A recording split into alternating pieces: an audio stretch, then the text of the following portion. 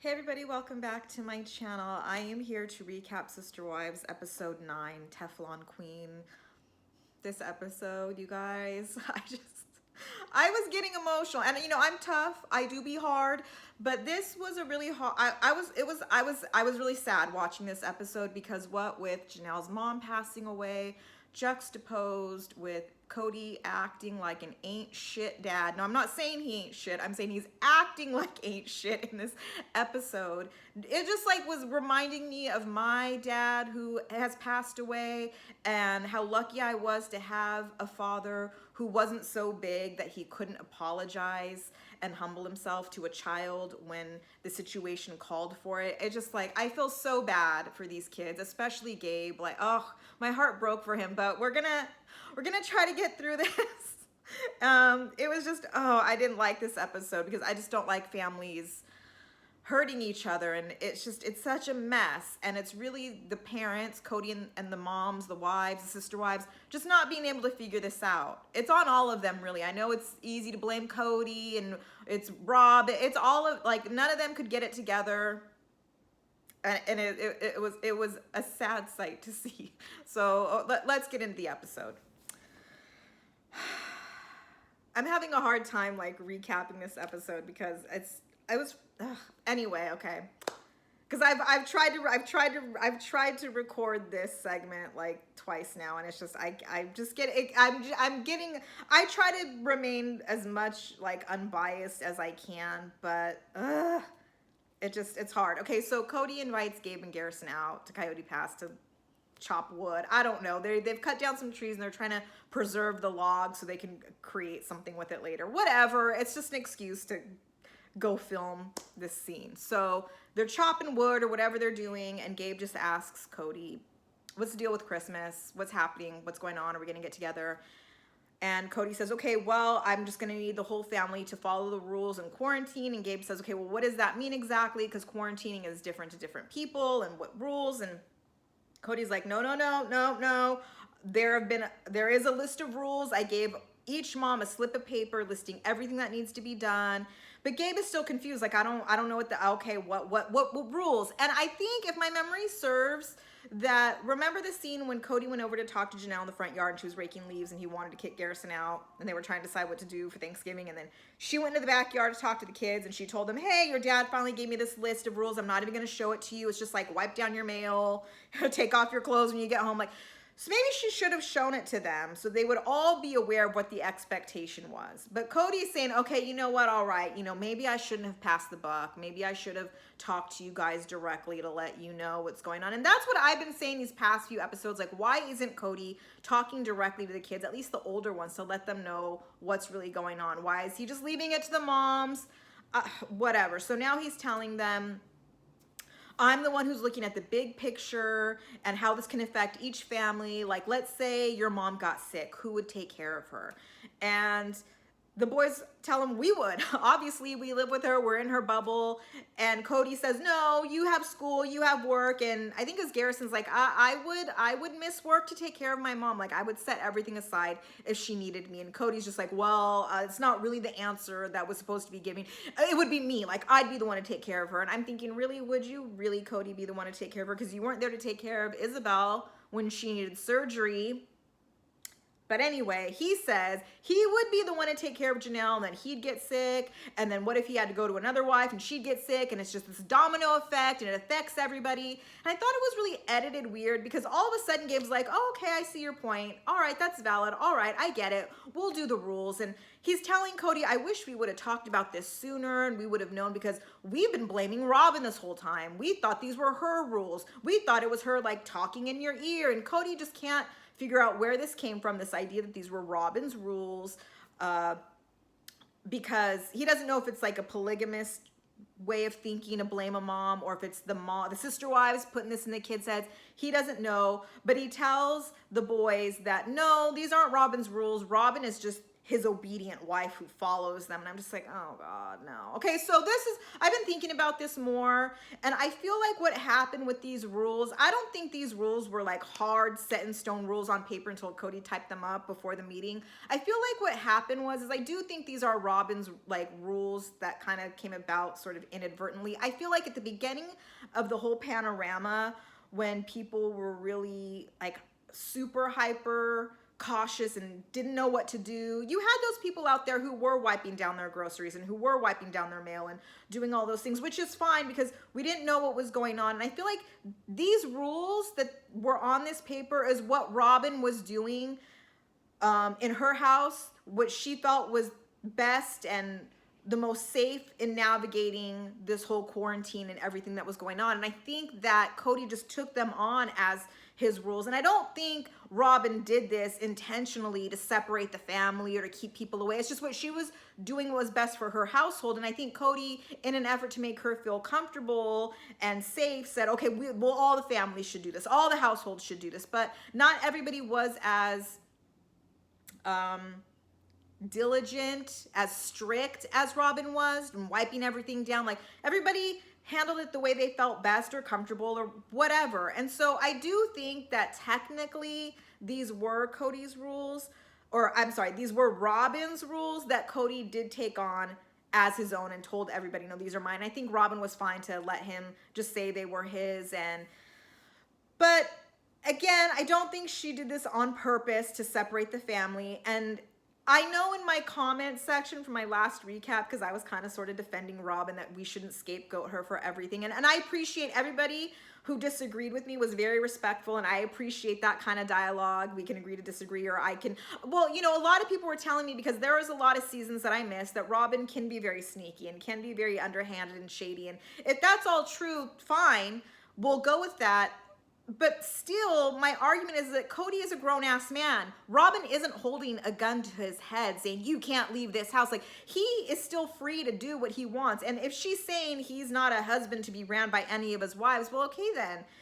It is still on him to be there equally and fairly to all of these people in his family that still need him. Because I think he looks at Gabe and Garrison as like, well, you're grown-ass men. You should be on your own. You don't need me anymore. I can't parent you. Figure it out. When really, I think they're still young men who still probably seek advice from their dad, who still want guidance from him. But I think he sees that he has young kids with Robin, and those kids need him to be there more often, day in, day out, and he's got to be there for Robin to support her because they have him. Because do you know what I'm trying to say? This really still falls on Cody is my point. But the boys now see the light. This says these aren't Robin's rules. These are their dad's rules. And so Garrison's just like, okay, fine, I'll follow the rules. I'll see you guys at Christmas. And he leaves.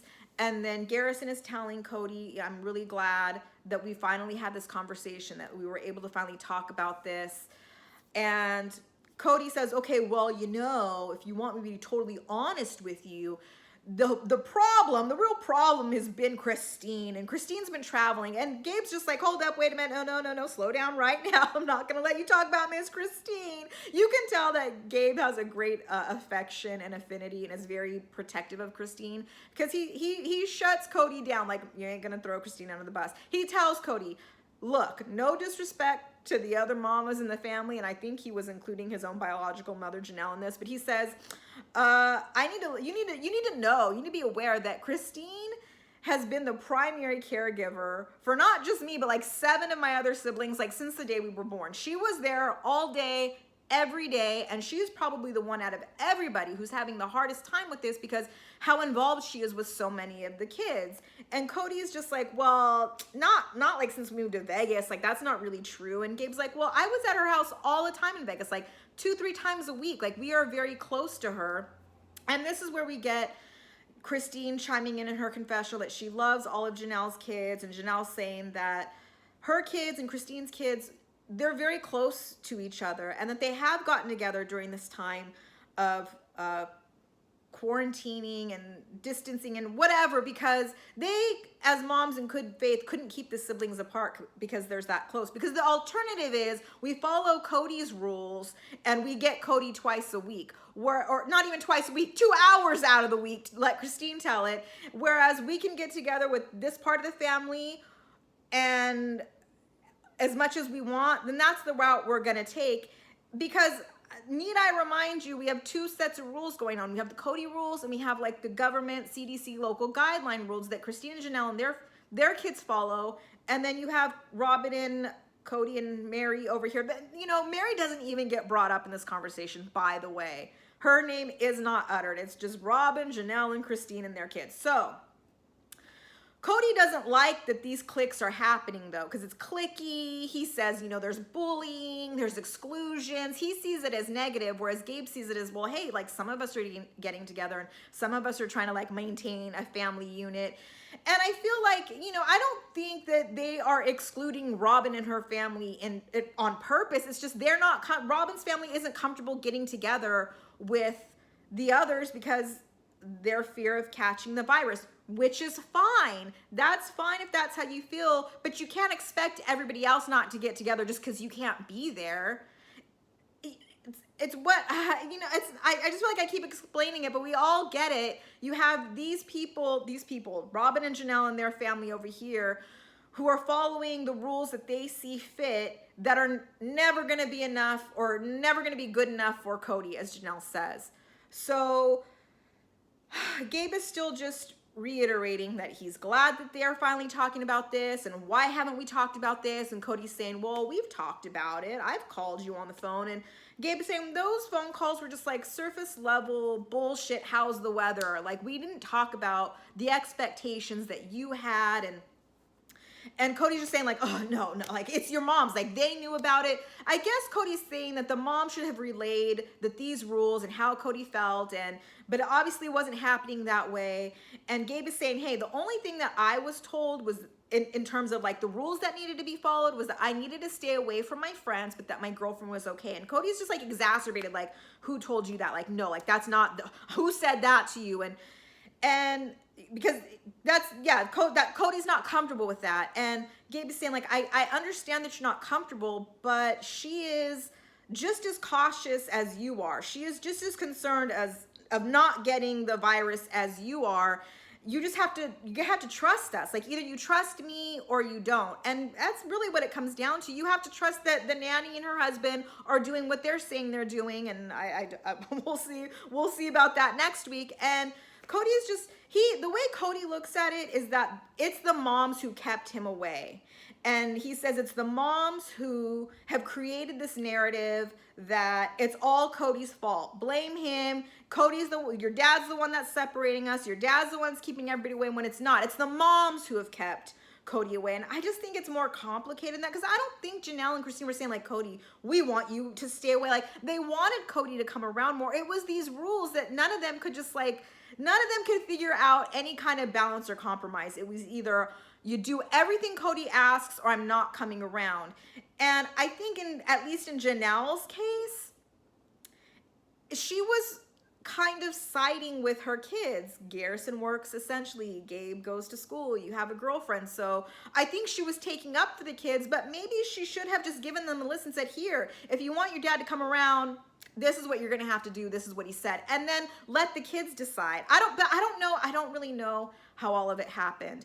And then you get Cody saying that this whole thing with Robin and them blaming Robin and this whole like cliques and being excluded, Robin's kids from everybody else, was that when Robin came into the family, when he married Robin, Robin sat her kids down and told them, these are your siblings, you're gonna treat them as such, you're gonna respect all the moms, and you're gonna look at Cody as a father and respect him and everything he says. And that's just how it is. And that's why Robin and her family, her kids, he's telling Gabe that they're just, you know, they're on lockdown, those kids. They're basically pretty much prisoners. I mean, they're just doing what they're told. And that there are other people in the family who did not have those conversations with their kids. But again, Cody, you're passing the buck. Why didn't you have that conversation with your kids? Excuse me. Remember the first season when he sat everybody down, the moms and all the kids, and said like, what do you all think of Robin? You like Robin, right? What do you think about Robin coming into the family, everybody? And everybody cheered and was excited. Why didn't he say, okay, I'm gonna ask her to come into the family, and I expect you all to treat her kids like they're your brothers and sisters, and I expect you to respect her as the fourth mom like you would all. Why couldn't he have that conversation? Why is he, again, putting it on the mom? Like, it falls on you too, Cody. You're a parent too. You're a dad too. Like, is he just there to have fun and just like be the fun, cool dad and not have to do like any of like the real discipline? And now he's so frustrated because he wasn't more of like this like leader in the family and wasn't more patriarchal and just like his rule. Like, well then, yeah, that's your fault. That's your fault, Cody, that you relinquished that to the moms, because now Christina's saying in her confessional, she used to be that docile, obedient, whatever you want, Cody kind of wife, and she just isn't there anymore. She is the head of her family because Cody doesn't come around. And it is hard for her kids to respect Cody as their dad when they see he has favorites and there's favoritism. And you can see that he's more comfortable in another mom's house as opposed to like their own house. That's on, yeah, Cody, maybe. I'm not saying he should have been some sort of dictator in his house, but as far as being the leader of your family, maybe, yeah, you didn't have conversations. You didn't communicate. You didn't set the expectation. You weren't there. You were hiding out at Robin's house. I don't know. But as they're talking, Gabe is getting more emotional. You can see that lip quivering, and I'm just like, hold it together, because I think he's just hurt. And he's in his way trying to open up to Cody. And maybe he's not just outright saying, hey, I've missed you. I'm sad that you're not around. I was jealous that Robin got more of your time, and that's not her fault, because he wants to take responsibility. And he's saying, I know the decision was either choose you or choose my girlfriend, but why did I have to make that decision? And Cody's saying, well, because we all had to make sacrifices. I've had to sacrifice not seeing your mom. And again, Gabe's just like, okay, yeah, I get it. Okay, I see your point. All right. But they're not really getting anywhere, and Cody's just getting more frustrated because he feels like in this moment he sees that his son is emotional, but instead of like coming from a loving place like he says, he just automatically gets defensive and wants to blame the way the family is falling apart on everybody. It's the moms, it's Janelle, who's just the Teflon Queen. She doesn't get blamed for anything. It just bounces off of her. It's Christine because she's traveling all the time. It's you, Gabe, because you chose your girlfriend over me. And, I'm just trying to see the big picture. And it's just like, yeah, he won't take responsibility for anything. And Gabe tells him, I'm trying to be vulnerable with you. I'm opening up. I just want to have a conversation with you. Can you not get so angry? Because Cody's just like pacing, and he's just like, he's so upset. That's my hair. And it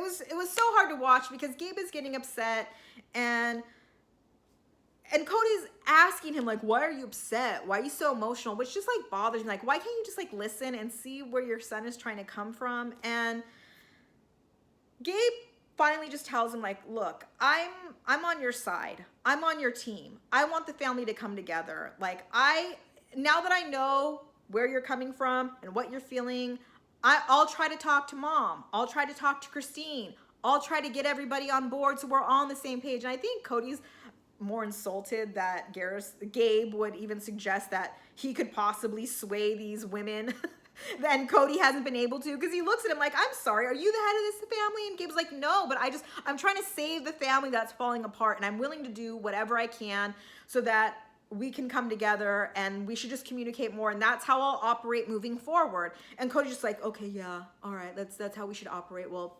let's get going. All right, let's leave. It's getting cold and it's getting dark. And so then they just like leave, and I'm like, that's it? Like, that's all? And then we get this confessional of Gabe that just, I'm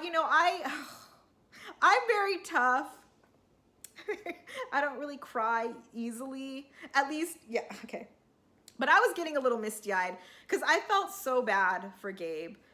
Because he is crying now in this confessional, wiping away his tears, saying that it's just really sad and frustrating because he has been trying for these past 9 months now to salvage a relationship and mend this relationship and facilitate communication. And he's having these really emotionally vulnerable conversations with his dad, and he's getting nothing in return.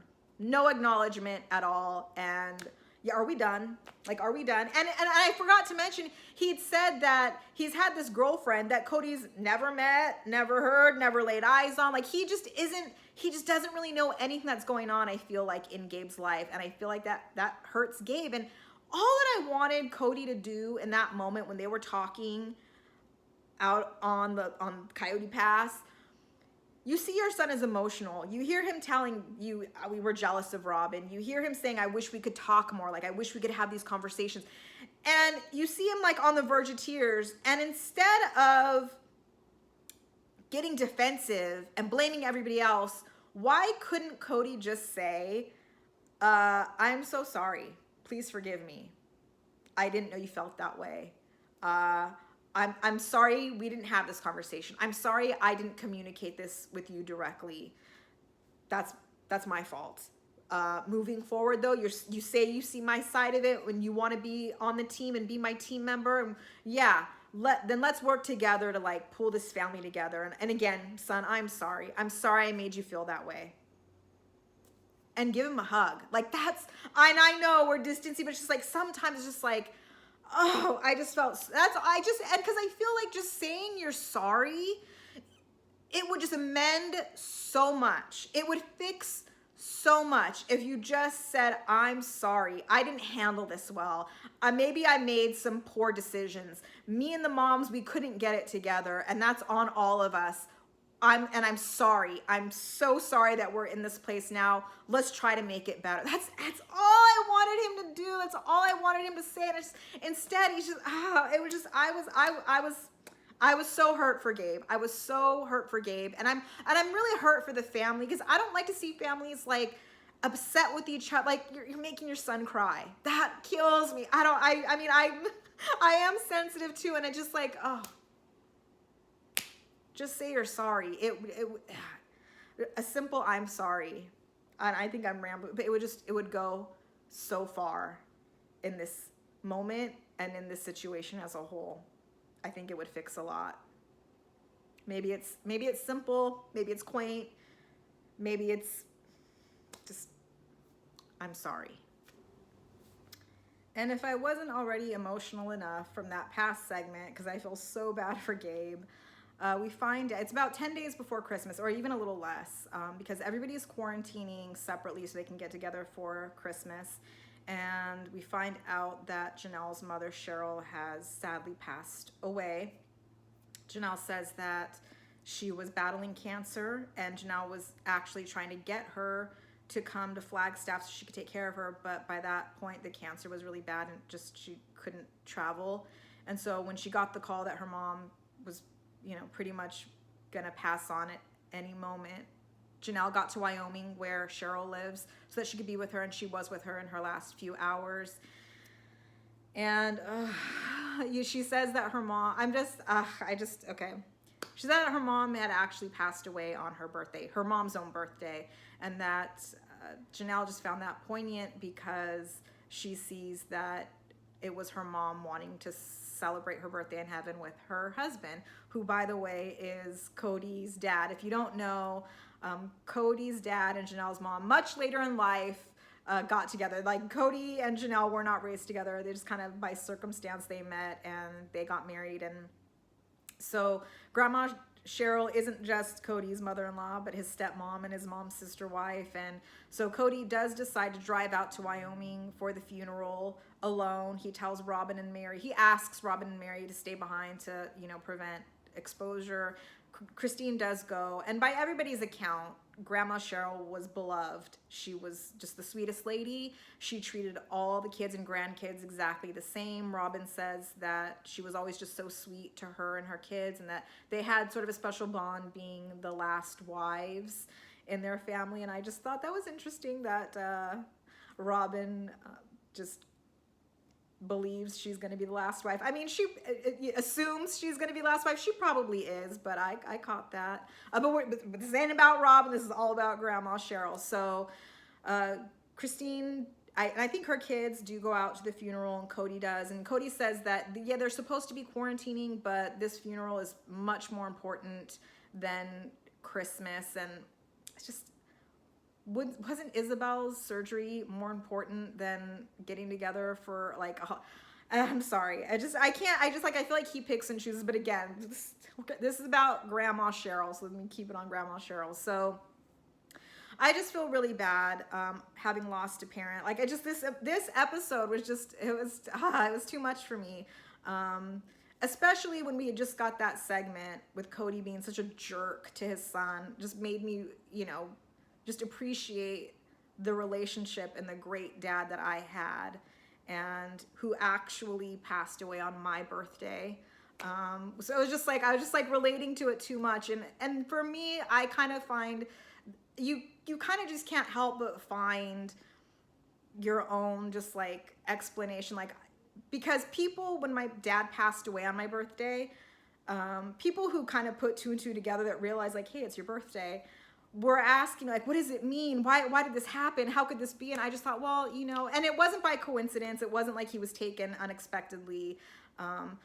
I just felt like he purposefully did that because he didn't want to give us any excuse to just be so sad on the anniversary of his death. He knew we'd be together, we'd be in a celebratory mode, celebrating me, his favorite child, which is another point. I know this is about Grandma Cheryl, but this whole idea of like Cody having favorites, like I always joke that I was my dad's favorite, but my sister, my brother would say like, no, we were his favorite. And it's just like, I feel like it is, it's I don't know if it's a gift or you just have to really be conscious of it to make each kid feel like they're the most special and they're the favorite, which it sounds like Cody doesn't do.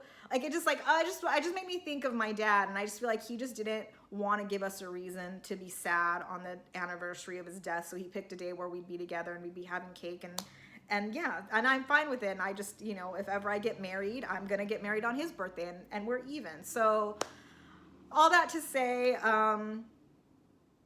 my heart just goes out to Janelle. Losing a parent, especially one that you had a great relationship with, that you loved, it's never easy.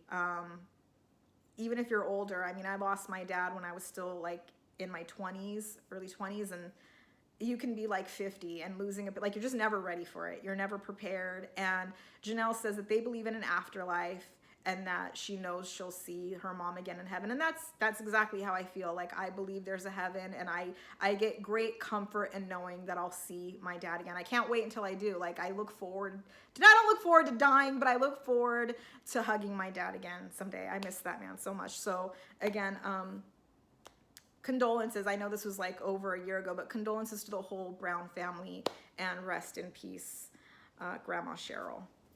We then get this quick segment where Robin goes over to visit Janelle because she wasn't able to make it to the funeral, and she just wants to check in on her. And we learn that Cody is actually quarantining at Janelle's house because he was at the funeral around other people, and that's what you have to do. He's following his rules. So they sit outside, and Robin asks how the funeral was, and Janelle says that it was nice. Everybody was masked up, and actually they had some rapid COVID tests there, and it's amazing that maybe that's something they can do in terms of when they want to get together. And Robin's like, yeah, that would be great. She really wants to get together because lately she's just been really sad and mourning sort of the loss of the family dynamic and how they used to be able just to get together whenever they wanted, and that just can't happen anymore. And then the subject of, the whole what they signed up for in plural marriage as opposed to what they're getting comes up yet again. And Janelle shares with Robin that she has to ask herself, is this really what I still want to be like in a polygamous marriage? And she has to stop and think, and yes, it is. But the point is it's not like an answer that she can just like, yeah, I do. She has to really consider it because she thinks about her life in this plural family and how it was really great in terms of raising kids and them having lots of siblings, but her kids are mostly grown and gone. So what is the benefit now? And then you get Mary saying that it just never crossed her mind that once Mariah was out of the house that there'd be no reason to continue on this relationship. Of course she would stay. And Christine says that her idea of what a plural family and polygamous marriage would be isn't what it is after all. And I think like what Mary's saying, yeah, like if you had a full marriage with Cody or your husband in a plural marriage, then yeah, you wouldn't leave. But if all he's giving you is barely friendship when the cameras are rolling, then yeah, why are you there? That's my question. And I think that's what Christine is questioning too, but that's for next week's episode. So basically they're all, I guess, just agreeing that they still want to be there, but I think Christine is kind of, you know, she's contemplating the question that Janelle presents. Is this something that I still want? So like I said, Cody is quarantining at Janelle's house, and the plan is for everybody that went to the funeral to get tested for COVID before they get together for the Christmas holiday. And so we see Cody going to like the urgent care or his family care provider, whatever, in the car on his iPhone, just saying that he's really nervous. He wants the COVID test to be negative. He's praying that it is, because he promised Robin that when he was leaving for the funeral that he would be there for Christmas no matter what. And so if he should come back with a positive test result, she may never forgive him for not being there on Christmas. But it's just like, is that true? Is that what Robin says, or is that just what he perceives her reaction to be? Because when you say things like that and we're not totally clear, this is why we dislike Robin and we think she's the one who's just being unreasonable. Is he making that up, that she would never forgive him, or would she be understanding that Janelle's mom passed away and there's no way you couldn't not be there to support your wife in mourning the loss and saying goodbye to her mother? I think most reasonable adults would understand that. And if that means, hey, maybe we can't celebrate Christmas on Christmas, maybe we'll have to push it back a few days, the kids won't really know the difference, then so be it. Like, isn't that what being in a plural family is being understanding when things like this come up? Do you know what I'm trying to say? Like, I just have to think about it more when he says things like that. Like, maybe it's true. Maybe she did tell him, or maybe he knows his wife well enough to know that she would just never forgive him. You really wouldn't forgive him for going to his wife's mother's funeral? Wouldn't you? What if your mother had passed away, God forbid, and I'm not wishing that on her, but wouldn't you expect him to be there for you? Like, I don't get it. I don't. All that to say, he passes the test. He's negative, so he can go back home to his home where he feels like it's his home, and to see the kids. And Robin says that they're just so excited. The kids have never been away from Cody this long. It just doesn't make sense to them. Little Ari doesn't understand when she can't see her dad like every 2 days, did she say? So that means he's like every 2 days he's going to Robin's house. It wasn't 2 days Robin, 2 days Christine, 2 days Janelle, because that would have, I'm bad at quick math, but that would have created like 4 days between each visit with Ari. Whatever. So everybody gets tested. All those that went to the funeral, they all come back with negative test results, which means they can all get together for Christmas. And I guess we can just wrap it up, because we get the scene with Christmas. They all get together, but Cody, you would think he'd be happy. Finally, everybody followed his rules to a T. Christine says they went through so many disinfectant wipes. It's ridiculous, but they were on board with these rules. But Cody still is just like, well, he says it just feels like sort of a downer Christmas. He's not in the festive, joyful mood, maybe because Grandma Cheryl just passed, and I'll give you that. But you have your whole family there to be together and to comfort one another and just enjoy the moment. And I think that's what Grandma Cheryl would want, like, to be happy in this moment. But instead, he's just sort of like a Debbie Downer. And I guess everybody kind of, it seems like, is to some degree. It just doesn't feel like Christmas of the past. Like, remember, was it Christmas where they would have all the older daughters make breakfast for everybody? Do they not do that tradition anymore? Like, why can't we get Brianna and Aurora And Gwendolyn, I'll give Isabel a pass. She had surgery. She's not. Why aren't they in there flipping pancakes for everybody? Like, why don't we do that anymore? We could do. No, okay, whatever. But Robin says this also feels like a healing. You know, a lot of feelings have been hurt, and this is kind of just a first step in mending those hurt feelings. And Janelle agrees that this is just sort of like a first step in maybe getting the family back together and just being all one big family again. And that was pretty much the episode. It was kind of like, I mean, it was Christmas, but this to me was a real depressing episode. And I don't really know what more to say. That was it. Next week, ooh, that little snippet, that little trailer for next week's episode, did they time jump like a year ahead? Like, what? I mean, I'm just gonna save it because I could probably rant about what is to come, but we'll save it. Let me know what you guys think. Was this a tough episode for you? It was really sad and depressing, and but it's, you know, life happens, life and death and the breakdown of certain relationships. But I would hate to see this family fall apart, and I would hate for Gabe to grow up and not have a good relationship with his dad. I mean, even though Cody is who he is, it's clear that Gabe loves his dad, that all the kids do, or they wouldn't be this hurt that he wasn't around. So I've said enough. Rate, comment, subscribe again if you'd like. It really helps out the channel, and I will see you next week. I think it's gonna be a good. I'm ready for the drama. It's sad though. I shouldn't say that. This is a marriage falling. Okay, that's it. Bye.